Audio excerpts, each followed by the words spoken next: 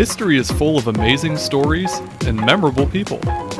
But we don't care about them. No hits, deep tracks only. Some of the most influential people in the world have been completely overlooked or just plain forgotten. We're digging deep into the history books to bring you their stories. I'm Phil.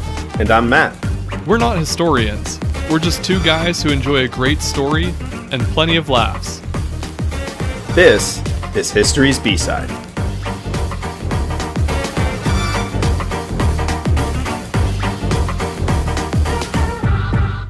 Today's B-Sider is the first African-American female mail carrier. Are you familiar with the phrase burying the lead? A little bit. Refresh me. It's just kind of like when you have the title to something, or I guess it's typically referred to in news articles, I guess, where the title or the introductory sentence of something is not the most important point to the main article. Yeah. It's kind of like glossing over the most important part of the story by focusing on a more minor detail. So our title for this episode is sort of burying the lead on this one. Because when I found this person, I thought she was super cool, super interesting. And there's not like a great title for her in the way that we have some of our other B-siders where we say that, you know, they were this person or this, you know, this role in this major event. And this person wasn't that. Like she wasn't, I don't know, the forgotten person in a major story in history. Sure. I mean, she could be considered a figure of Wild West, or she could be, you know, a prominent person in the U.S. Post Office, but none of those are really true to her story. Yeah. The reason I picked her is more that she is probably the one person that I've found that most epitomizes the American dream. Interesting. And I think that's what I want to talk about her, and I guess the way that I want to present her and kind of get your perspective on what that means as well is the American dream. So it's a common phrase that we talk about a lot, or we hear about a lot in our society, especially growing up as Americans, and it's something that we take a lot of pride in as U.S. citizens. But I guess, what, in your opinion, is the American dream? That's a big question. You can keep it simple. Like, it doesn't need to be anything super deep. I mean, I guess with all things considered, the American dream, as I believe it actually exists, is simply the opportunity to build a better life for yourself, the opportunity to pursue life, liberty, and the pursuit of happiness, if we want to include our Declaration of Independence in it. But the opportunity to better your life through sheer will alone. I don't think that short of an explanation, that short of a definition, I should say, exists truly.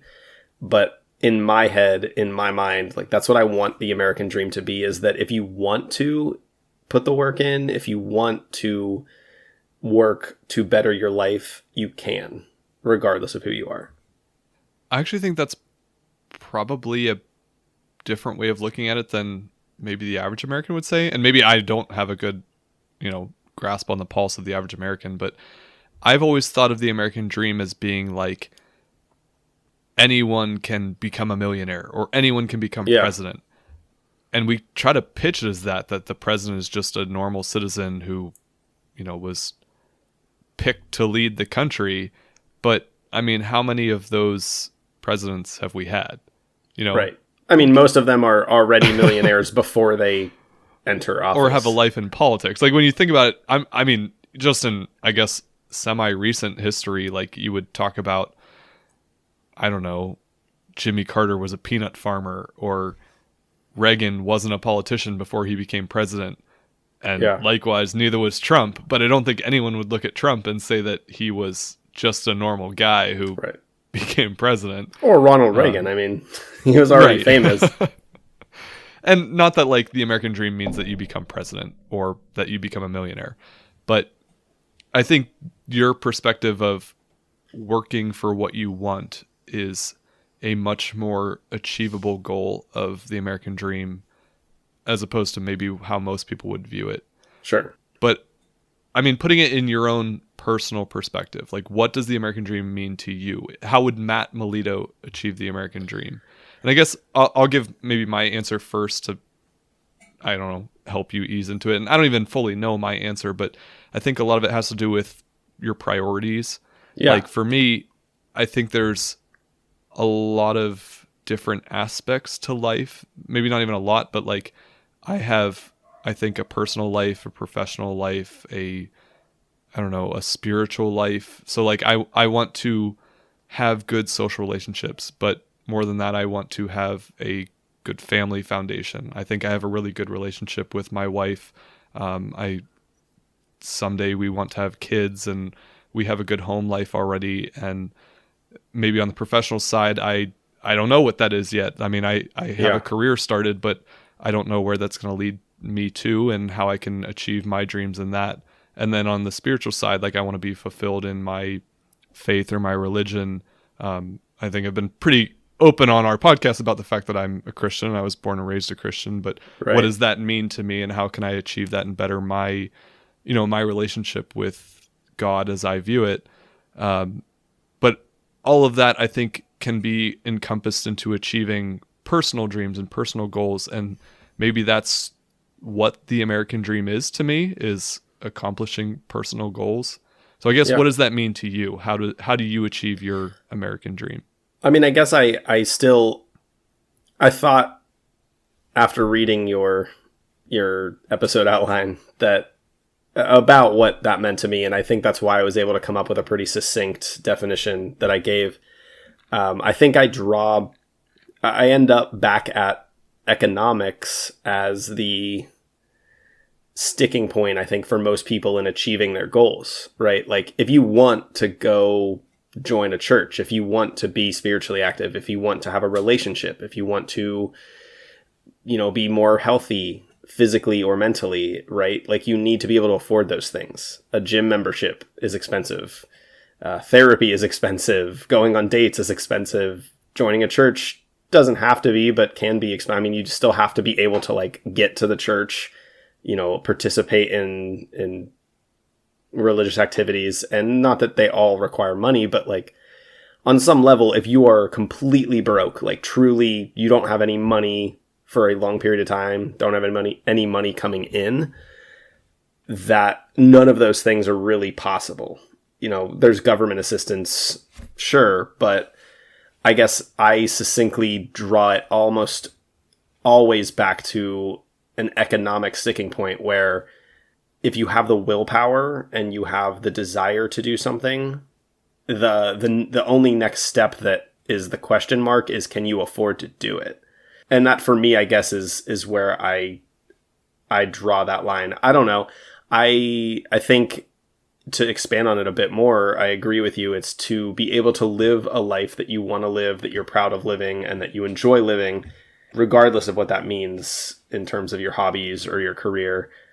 But I think it's generally important across all those aspects to have the resources available to you, that if you decide you want something in your life, you can make it that way. What about for you personally?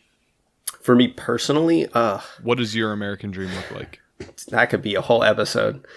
Yeah, I mean, I think it used to be, when I was much younger, it was very ambition focused, but as I've grown older, I think it's a little bit more, not realistic, because I think ambition can be realistic, but it's a little bit more modest. I think having people in my life, friends, family, a partner, and, eventually possibly children to surround myself with and to enjoy the presence of in my life, and that human connection component is a pretty big portion of it for me. I think I could be happy doing a lot of different things career-wise. I could be happy with a lot of different combinations of hobbies and, extracurricular activities.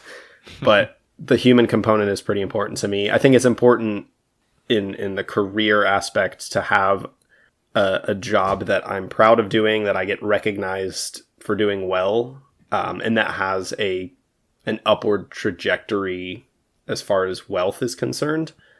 But again, I'm very adamant that it's not just because I want to be wealthy, it's because of what wealth affords you. And that usually draws back to the human connection and having sustainable, consistent hobbies that fulfill me and challenge me.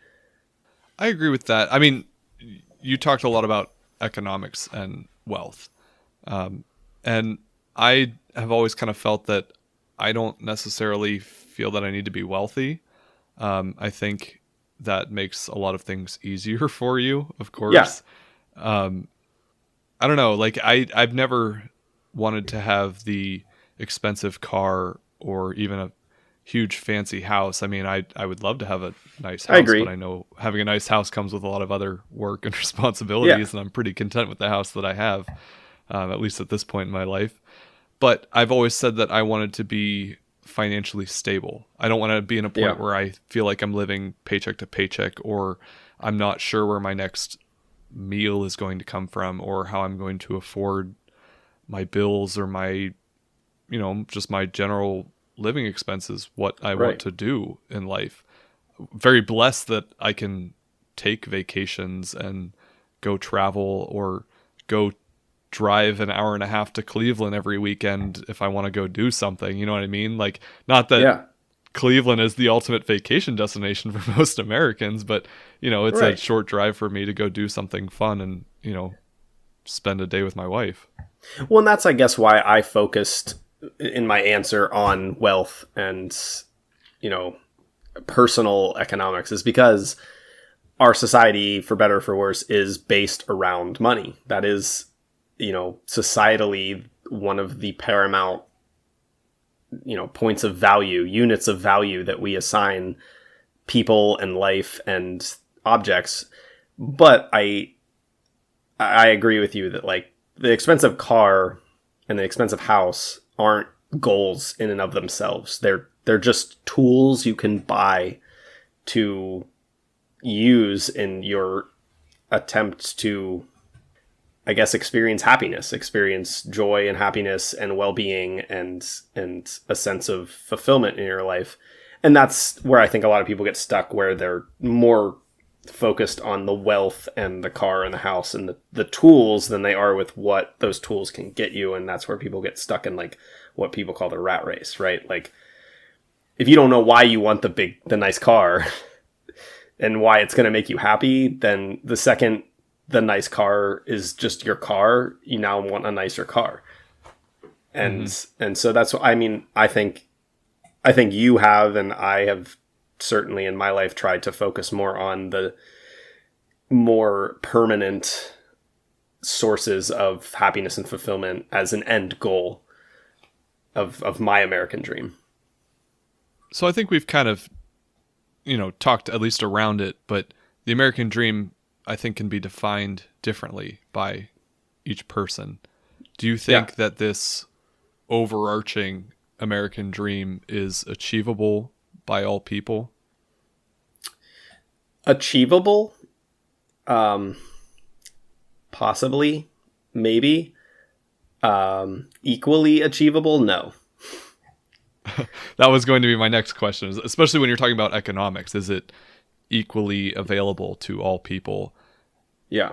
I mean, I think if you take, a young Leonardo DiCaprio's son, we'll go with that. Leonardo DiCaprio's hypothetical son, and a young man who's living on the street, who is homeless, who is mentally ill and can't get treatment for it and has not a penny to his name. If you take those two people, I believe with the proper effort, both people could achieve success. I believe that somebody who has truly has nothing in terms of privilege or what we would consider wealth could climb our social ladder, could climb an economic ladder and improve their life.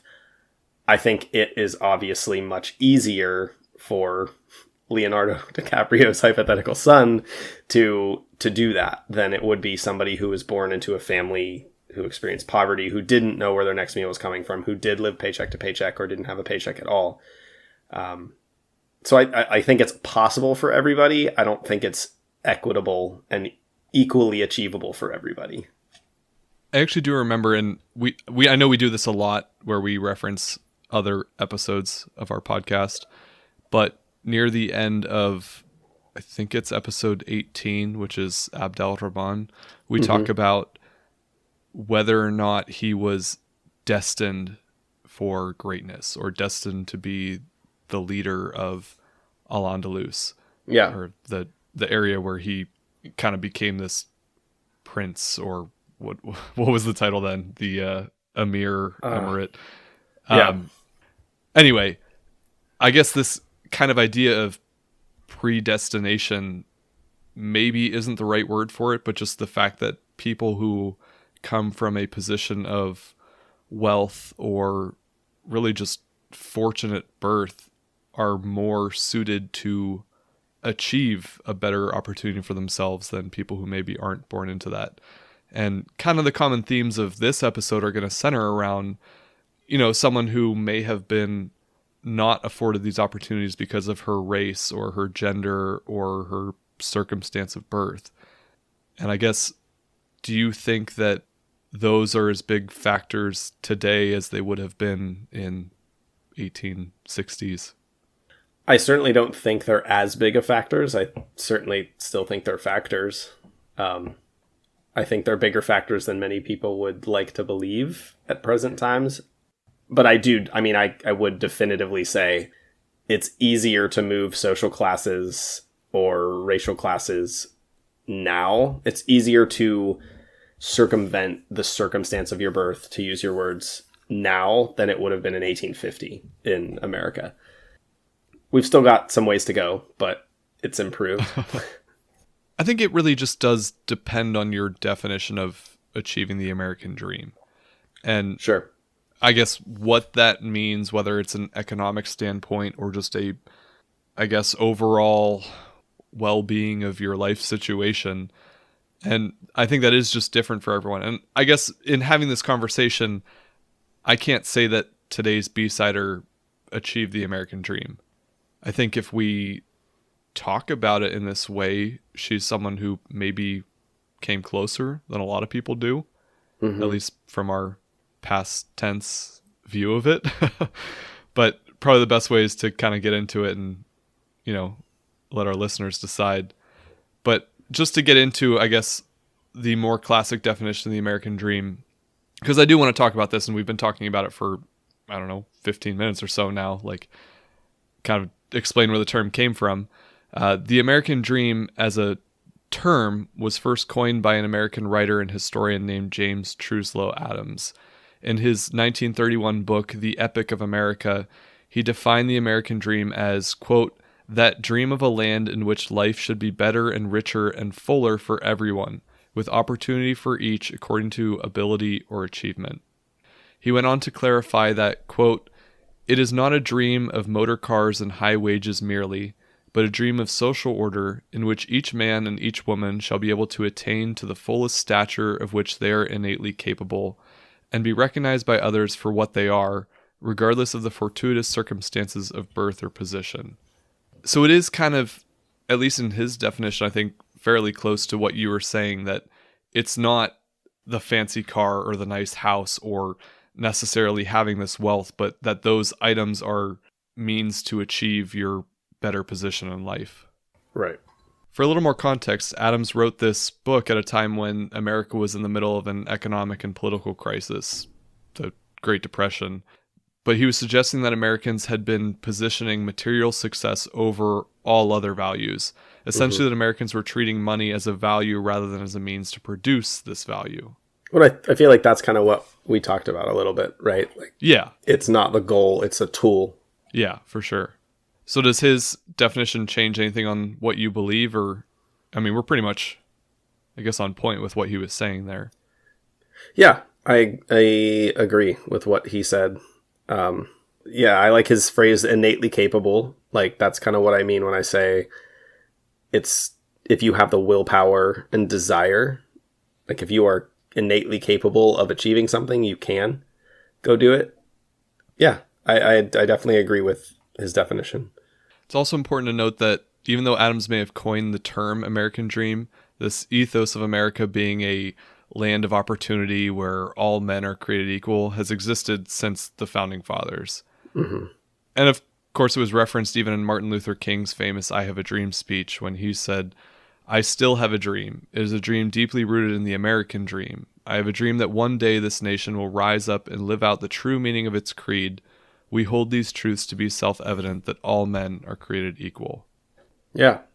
I thought that was important to include because we're going to get into our B-sider now.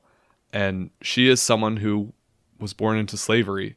She has that circumstance of birth that we talk about as someone who really had no opportunity from her birth and then created something out of her life to be something to be proud of. I mean, she wasn't some great historical figure or someone that had some kind of great achievement or position of authority or anything like that, but someone who made something of herself to be worthy to talk about her story and to remember as a part of history.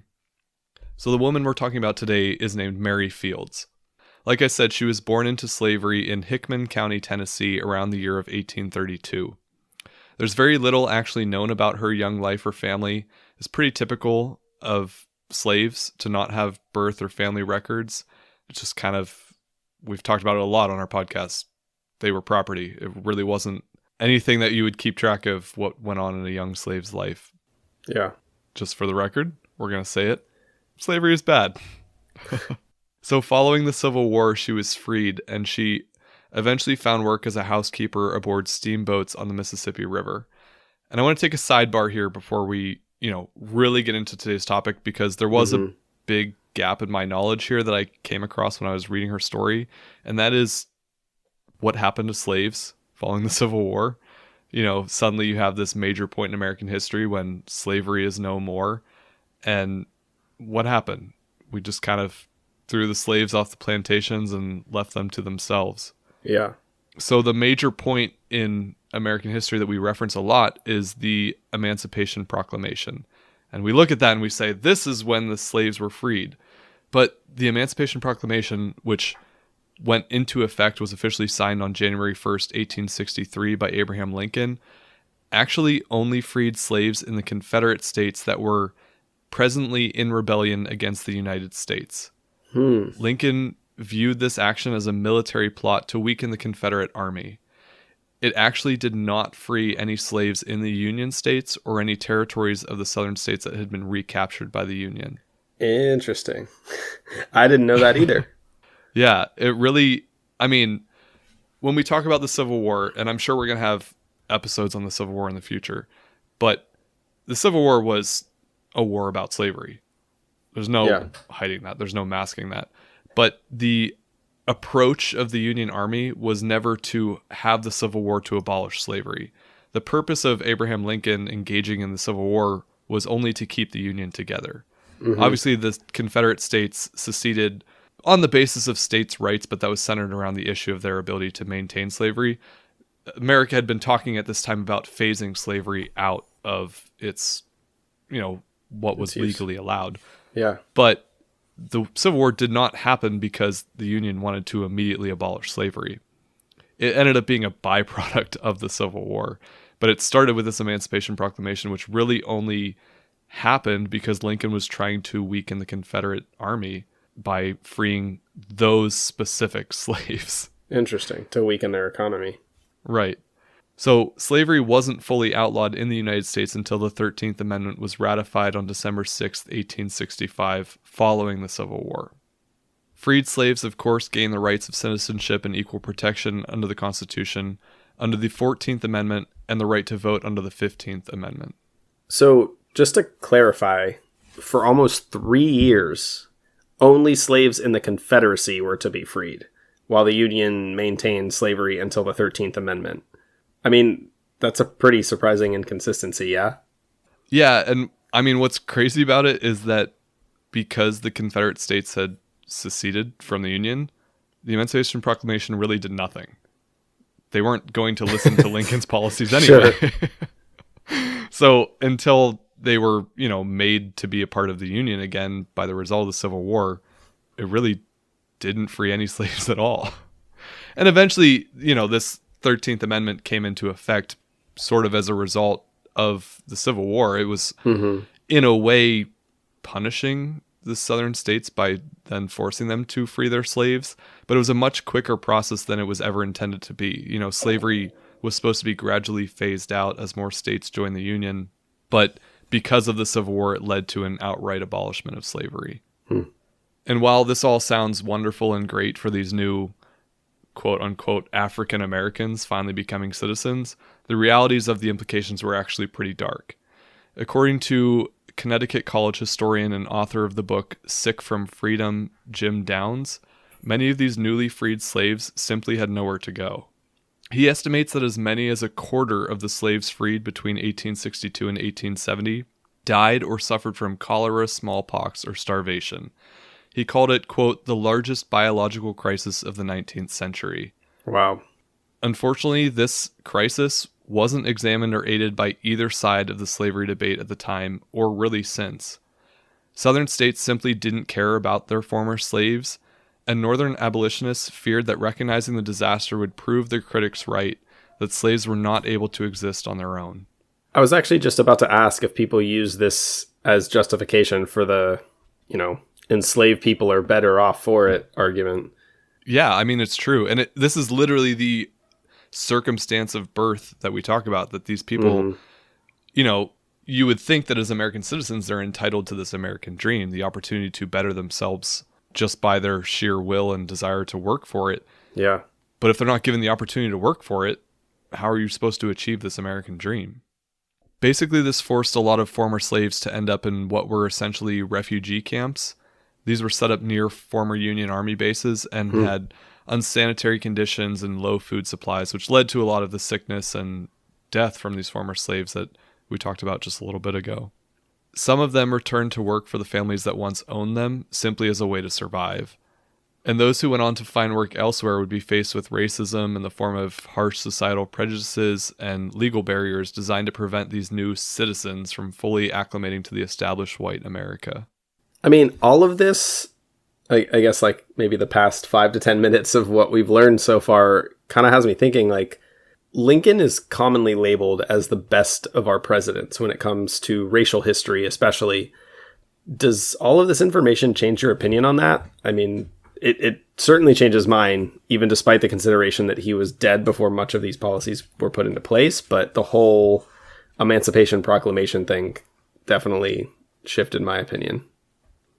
I don't know. I mean, when you talk about the best of our presidents when it comes to racial history, I think we have to use that caveat of it was the times, because he probably was one of the better, at least early presidents we had when it comes to slavery and kind of the attitude towards it. I think Lincoln was pretty historically against slavery. He wasn't necessarily actively trying to abolish it in states where it existed already. I think he was pretty okay with states being sovereign and having the ability to establish their own laws. So I don't think he was trying to necessarily abolish slavery in states where it existed already. Yeah. But I think he did advocate for it being, not a part of future states going forward.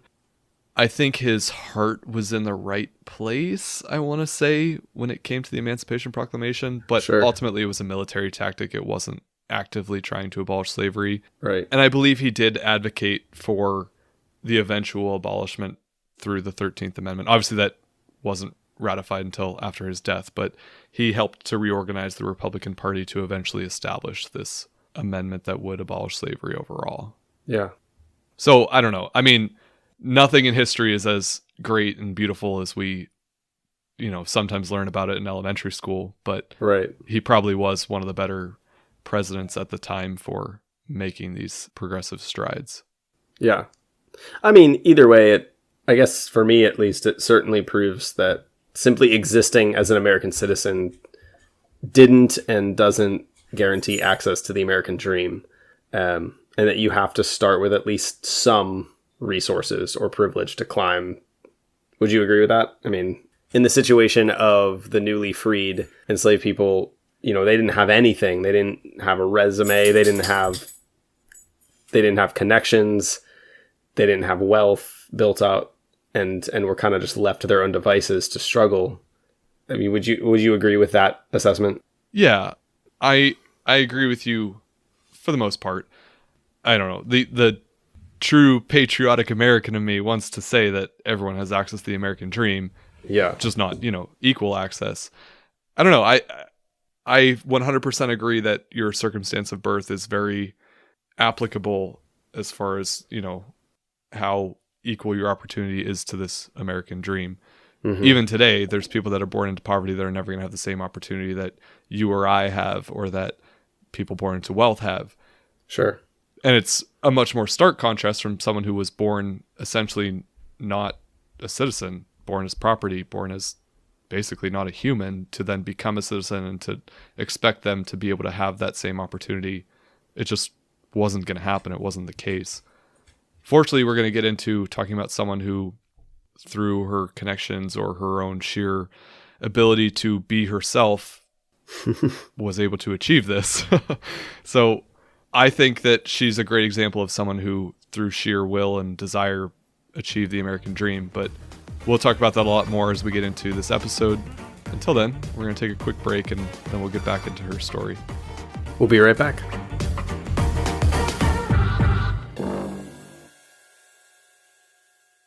So our listeners are pretty used to hearing us talk about what we're drinking on the episodes that we record. And usually it's beer, wine, or some sort of spirit. Sometimes that has to do with the B-sider of the day. But today I'm just drinking a cup of coffee. And to be honest with you, Phil, it's the single worst cup of coffee I think I've made for myself in several years. Oh no, is it truck stop coffee? Because I've had a lot of experience drinking truck stop coffee recently. Honestly, I don't know how I did it, but this might be worse than truck stop coffee. It doesn't have the metallic taste, but it's definitely, it's on par with a terrible gas station cup of coffee. That sounds disgusting. It's delightful. Maybe you should buy some coffee, or someone should buy you coffee. You know what? I like that second option a little bit better. And it works out because we're here today to tell our listeners about a new listener support service we're using called Buy Me a Coffee. And you can find us and buy us a coffee at buymeacoffee.com/historiesbside. And it's cool because there's a couple different ways that our listeners can get involved and support the show.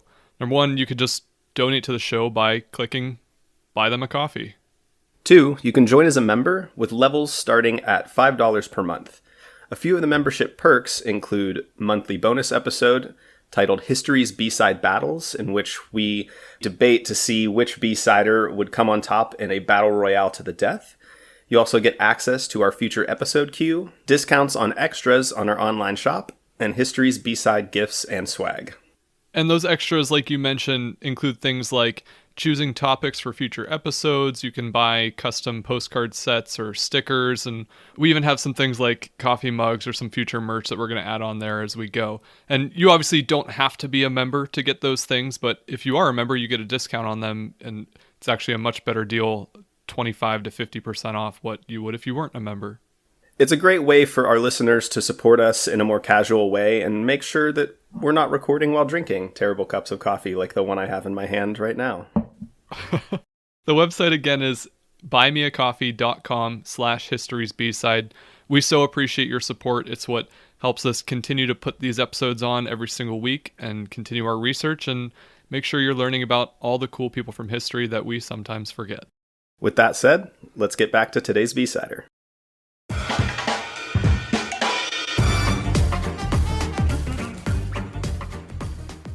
All right, so let's get back into today's B-sider. Like I mentioned, her name was Mary Fields. She was born into slavery, but was freed as a result of the Civil War and the 13th Amendment. where she found work as a housekeeper aboard steamboats on the Mississippi River. Eventually, Mary would travel north until she arrived at the Ursuline Convent of the Sacred Heart in Toledo, Ohio, sometime in the 1870s. There's a couple theories on how she got here. She may have traveled there with the daughter of the Warner family, which was the family that actually owned her as a child and a slave.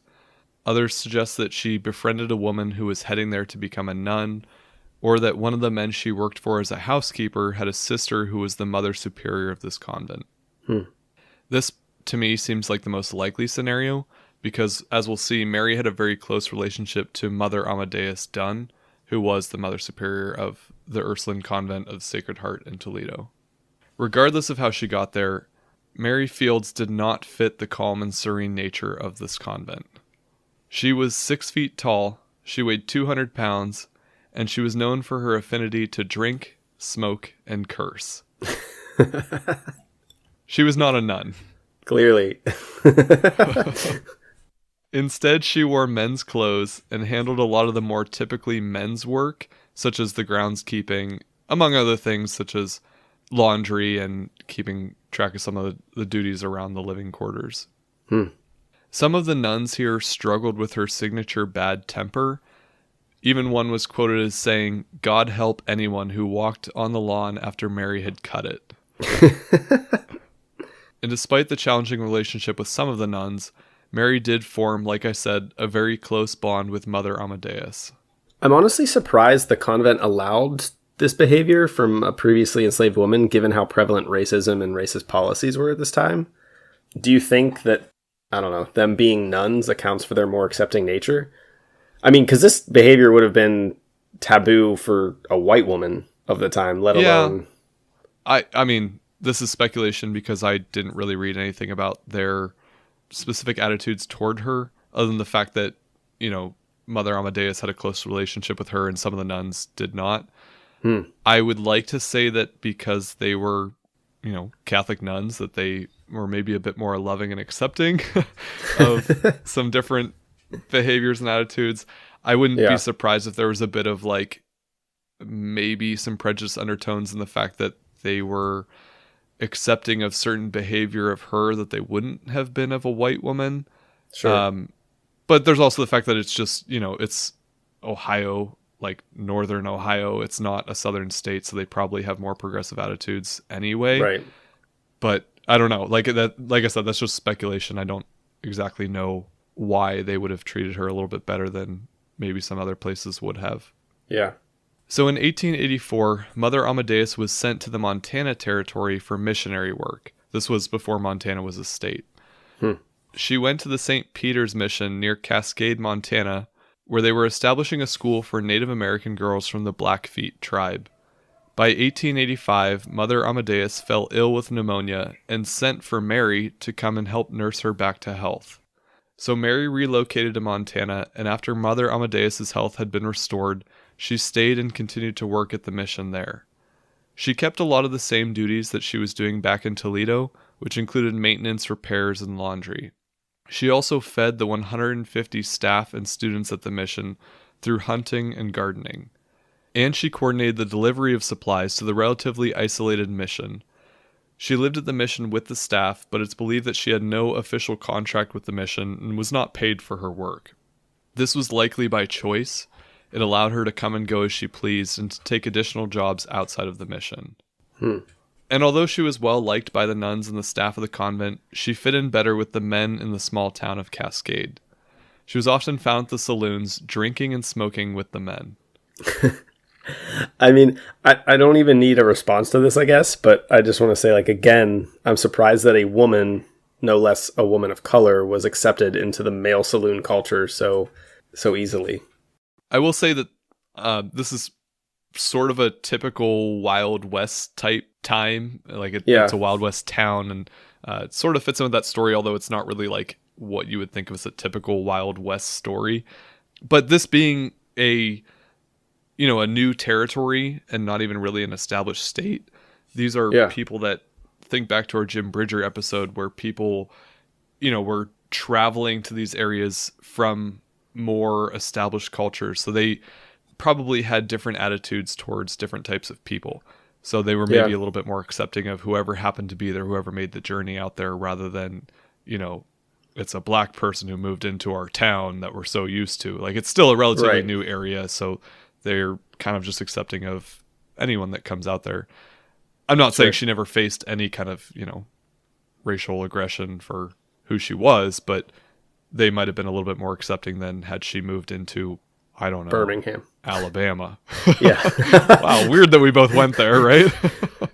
Is it? So going along with the Wild West theme, Mary also had a similar short temper here and a penchant for shooting guns with the men.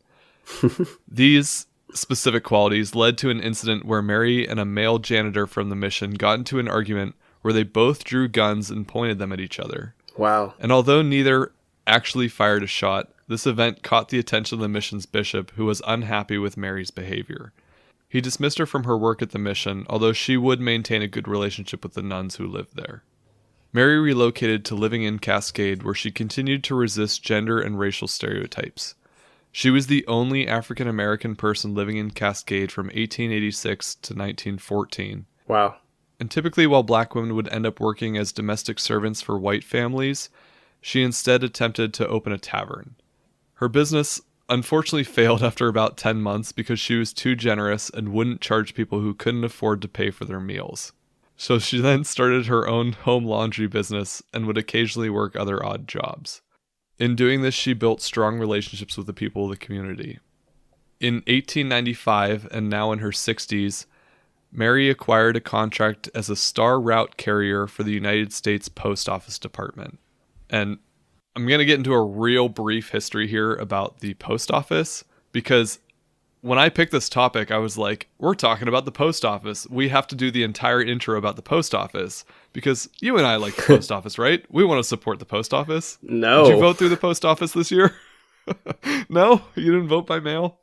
I mean, I guess I did vote. No, I didn't. I brought my ballot to the ballot box, but I don't know. I think it's embarrassing that the U.S. Postal Service is getting schooled by UPS and FedEx and Amazon, especially. Like, they need to get their shit together. I try to support the post office when I can. I like to use the post office. I did vote in the primaries by mail, but at that point it really didn't matter because it was like only Trump on the Republican side and only Biden on the Democrat side. Yeah. As far as the general election, I like going to the ballot box and voting in person, but I didn't really have any like actual objections to vote by mail. Regardless, I do try to support the post office, but I don't know. When I picked this as a topic, I thought I was going to go into this whole history on the post office, but it's such like a small part of her story, actually. Like I mentioned, bearing the lead with the title here, it really wasn't worth getting into a whole history of the post office, but we'll do a little bit here just for the heck of it. The post office actually is like super important to American history. It was one of the first offices or departments that was established by the founding fathers when they, set out to create a new country. But this United States Post Office Department, or the USPOD, is actually a predecessor of the United States Postal Service, or the USPS, that we're familiar with today. At this time, it was actually a cabinet level department, which was from 1872 to 1971. And compare that to today, where it's an independent agency within the executive branch. Really, that's more of just like a historical distinction and government semantics. It's not really relevant to Mary Field's story. As far as like this story goes, the USPOD and the USPS are essentially the same organization that provide the same kind of services. Gotcha. Okay. Now, she was a star route carrier, which were independent contractors. They weren't actually USPOD employees. They worked where mail could not be delivered by a railroad, and these people would have contracts to complete these deliveries, and they were awarded to people who would do so at a low price and with, quote, celerity, certainty, and security. The name comes from the fact that these more difficult routes were designated on USPOD route registers with 3 stars, so they got the nickname star routes. Okay. These contracts were often awarded to individuals who would deliver the routes themselves or to business owners who would hire employees to then complete the routes. This kind of reminds me of a throwback to our first couple episodes with the Royal Mail Ship RMS designation given to ships like the Titanic, where the Royal Mail entity would contract out mail routes to ships. Yeah, I imagine it was kind of similar. It would just be like these third-party entities or businesses or individuals who would deliver the mail so that the post office didn't have to. At least to places that were a little more remote and wouldn't necessarily be operated by the post office. It did help make for a more effective postal service as American expansion stretched to these more southern and western areas. It also, of course, because it's a government institution, led to some scandals throughout the 19th century where high-ranking post office employees would award these contracts based on bribes. Star routes haven't really been used since 1970, although the USPS today has been experimenting with certain contract delivery services that would be lower cost than traditional mail carriers. Okay. So we'll get back into Mary Fields now.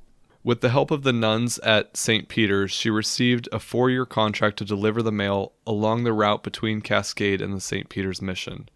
This route was 34 miles round trip through rocky and rough terrain. She traveled by stagecoach and her mule named Moses.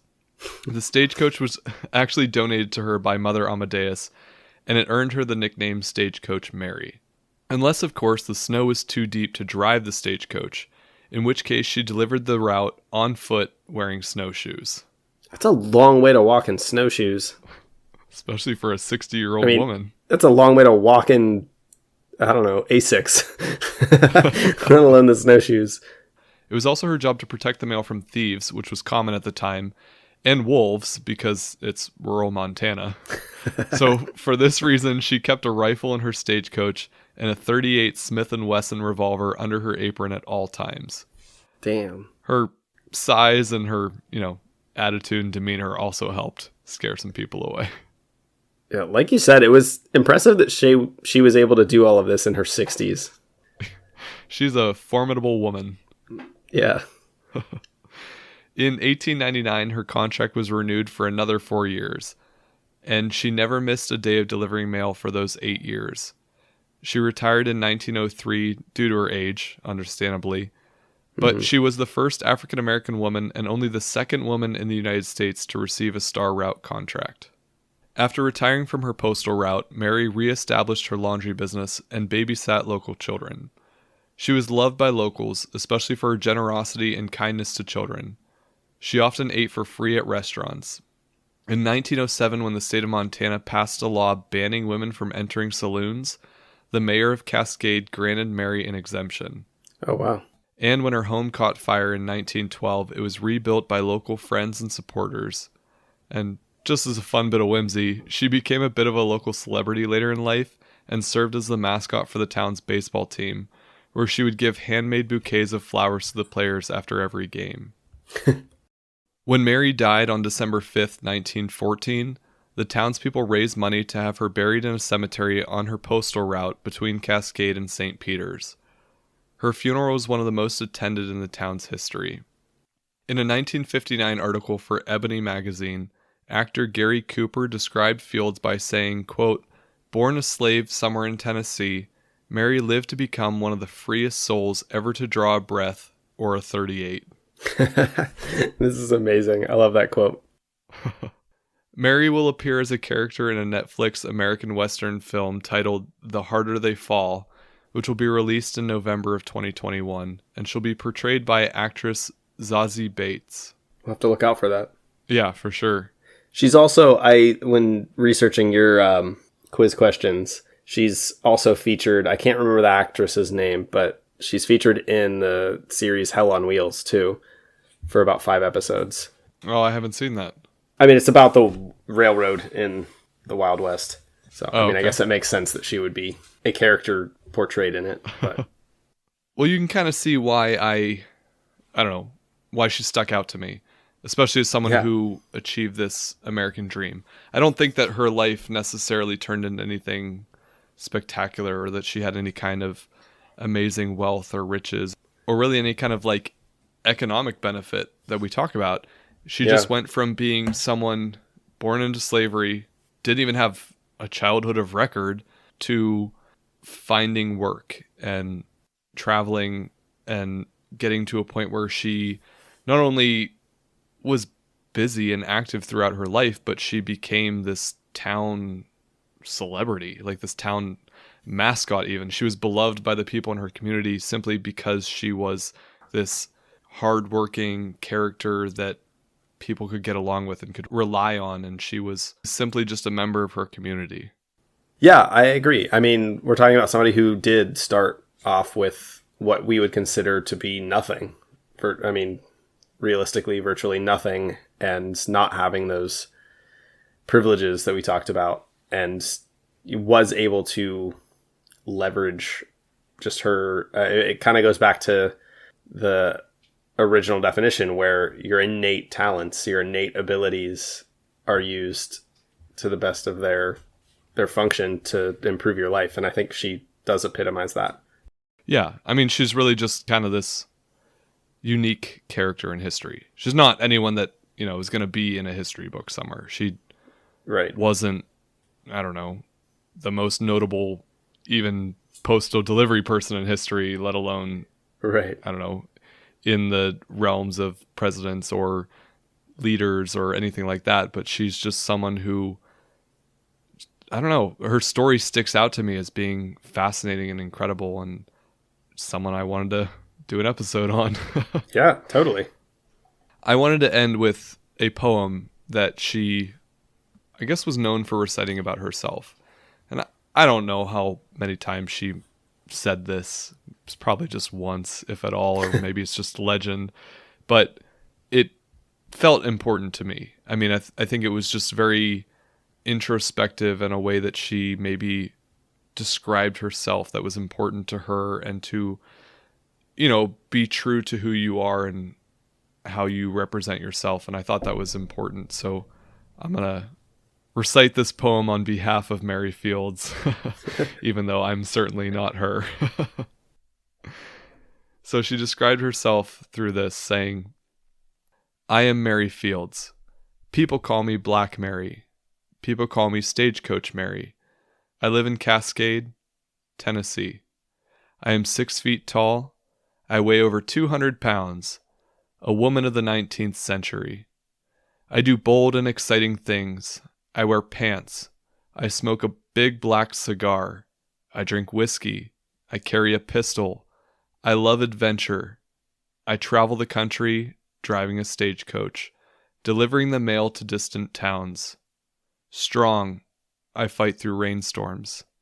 Tough, I fight through snowstorms. I risk hurricanes and tornadoes. I am independent. Nobody tells me what to do. Nobody tells me where to go. When I'm not delivering mail, I like to build buildings. I like to smoke and drink in bars with the men. I like to be rough. I like to be rowdy. I also like to be loving. I like to be caring. I like to babysit. I like to plant flowers and tend my garden. I like to give away corsages and bouquets. I like being me, Mary Fields." I feel like that's a really progressive mindset about yourself. I mean, there's people even today that struggle with marrying the feminine and masculine parts of their personality, and not trying too hard to fit into civilization's boxes. And I feel like she kind of epitomizes that even in this saying. Yeah, I think she knows who she is, and she is okay with that and proud of it. Yeah. And she's not trying to change herself for anyone. I think that was a pretty clear part of her story. I mean, I thought about a lot of our past B-siders as I read her story. I thought about Polly Murray and Madam C.J. Walker, and, a couple that we've mentioned already with Your Destiny through Abdel Rahman. And it was just like, she, even though she wasn't necessarily a hugely important person in history, she kind of encapsulates all of our B-siders. Yeah. And kind of what it means to be an American, or at least our, I don't know, ideological dream of what it means to be an American. Our American dream American. Yeah. So are you ready to answer some quiz questions about her and or the Postal Service? I guess we will see how it goes. All right. We'll be right back.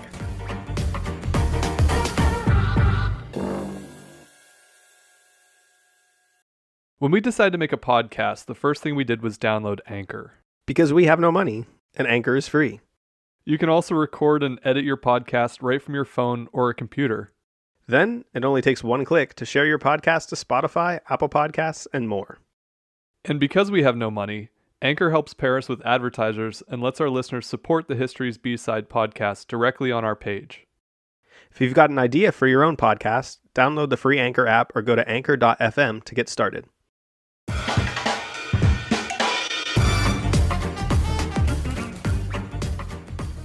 All right, welcome back.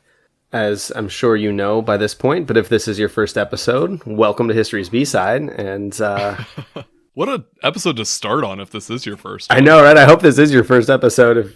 What a cool one. What a cool episode to start on. This is one of my, during the break, we were talking a bit, and I said this is one of my favorite topics we've done. Because she's just such a unique, cool individual who is so comfortable in her own skin, her own personality. Yeah. But either way, we like to end every episode with a short quiz for our host to see what he's learned in the course of his research, and also to give our listeners a chance to test their own knowledge of the history we cover. Today's quiz questions aren't too difficult. One is about Mary specifically. The other two are about the U.S. Postal Service. I told you I wanted to make this episode about the post office, and then I didn't. So I didn't read anything about the post office aside from the very short amount that I mentioned in the last section. So I'm going to be honest. I'm not going to do well on those. I tried to find a question about the 38 Smith & Wesson, but I'm not a gun person, and all the articles I got wrapped up in were very gun technical heavy talk. Like I could barely understand what they were talking about, so it was a little bit harder for me to siphon through that information. If you blindly gave me 3 questions about the post office and 3 questions about Smith & Wesson, I think I would do better on the post office. All right. Well, hopefully this works in your favor then. So I'll start with the one about Mary Fields. You said a lot about her personal life and covered her pretty thoroughly, but one source I found mentioned a legend that she had a standing bet with anyone that she could what? Oh, jeez. I should make this easier for you. She had a standing bet with any man that she could do something. What was that something? It is worth mentioning that she never lost a dime to this bet. I don't remember reading this, but from what I did read about her, I'm going to guess that it was some kind of drinking contest. And like maybe drink more whiskey than them. That would have been a good one, and I totally see where you were going with that. And she might have also had one of those. Who knows? But it was not a drinking contest. It said that she had a standing bet that she could knock out a man with one punch. And it stated that she never lost a bet. It doesn't say that anybody actually took her up on the bet and she had to do it. But it said that that was her standing bet, that she could knock him out with one punch. And being 6 feet tall and 200 pounds. Cross her. Hell no. She'd fuck me up. I'm 6'2", but I think she would beat the crap out of me. Yeah. I wouldn't try it. That was the fun trivia question. The other two are about the post office, so this won't go well. Going 0 for 3 on this round. You mentioned that the star route carriers were phased out in the 1970s. But a similar service was kept in place by the Postal Service. It was just called by a different name given certain developments in our nation's infrastructure. Do you know what the name of these were? This sounds familiar, but I don't think I'm going to come up with the answer.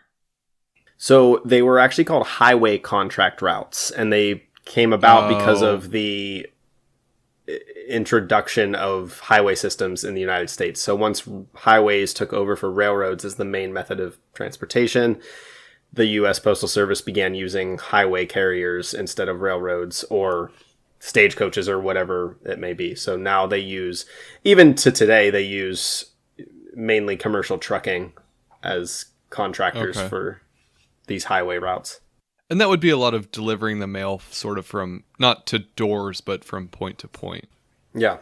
These, the Star Route carriers were more actually delivering right to the door. Final destination. But the post office today uses things to transfer basically from one delivery point to another sort of sort and delivery point. When I was trying to find this type of question, I read that they do use like last mile, last stop carriers for like new communities that don't have a lot of residents. So like a new residential community that has, new houses, but not a ton of residents. I think the number was like less than 20 parcels per week.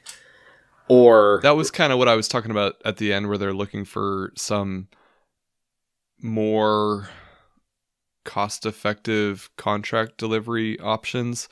There's a lot of like, I don't know, legal jargon that you can get into as far as like what's actually allowed, because they have to pay actual mail carriers certain amounts and they're entitled to certain benefits. So they're trying to like, it's any employer is trying to get around those kind of obligations with contracted employees, but it's a little bit more red tape for a government agency to do that.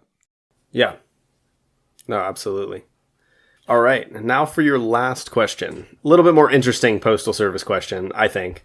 So you mentioned that Mary Fields was the second woman to have a star route. Can you name the first? I knew I should have looked this up. I do vaguely remember it, but I'm not going to get her name, so go ahead. So Miss Polly Martin drove a mail wagon from about 1860 through 1876 from Attleboro to South Attleboro, Massachusetts. She carried the mail as well as express packages, telegraph messages, and up to 6 passengers. Passengers? For what? I don't know. That's just what the United States Postal Service had to say about her. I mean, I don't think they were being mailed. I hope they weren't being mailed. 1860s Uber. Yeah. I mean, I guess if you're going to be driving the route anyway, you might as well... Yeah, I mean, it's kind of like a mail and taxi service, I guess. Yeah. That's awesome. So we're of the opinion that Mary Fields is a good person, I think. I mean, I do. I mean, I didn't see much that made me think otherwise. No, I mean, I don't think there's like anything we can really necessarily criticize her for other than just maybe having a bad attitude and being a little rough around the edges, but doesn't make her a bad person. No, not at all. I think it's just the most impressive thing is how aware of who she is. And I don't know, stood for that.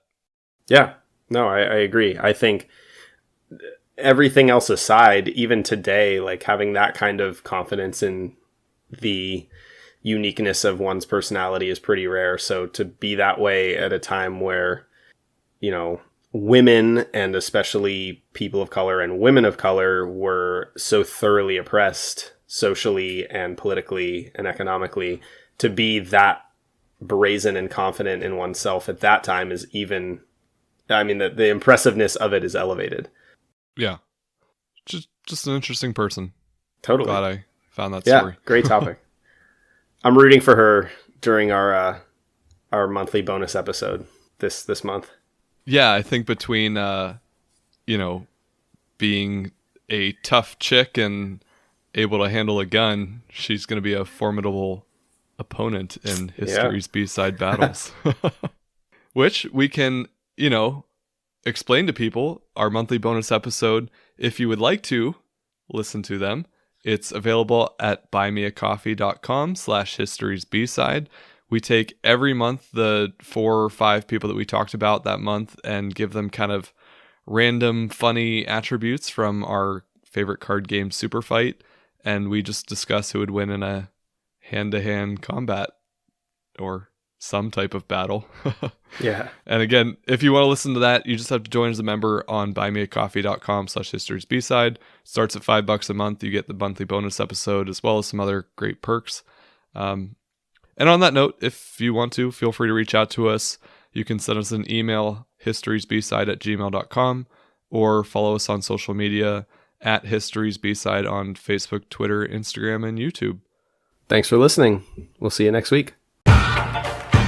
History's B-Side is an independent, listener-supported podcast. Leave us a review or subscribe to the show on your favorite podcasting service. And follow along on Facebook, Twitter, and Instagram at History's B-Side. Send us your feedback or inquire about sponsorship and advertising opportunities by emailing us at historiesbside@gmail.com. You can donate to the show at buymeacoffee.com/historiesbside. While you're there, check out our membership perks, merchandise, and more. This episode was researched and produced by your hosts, Matt Melito and Phil Hall. Thanks for listening to History's B-Side.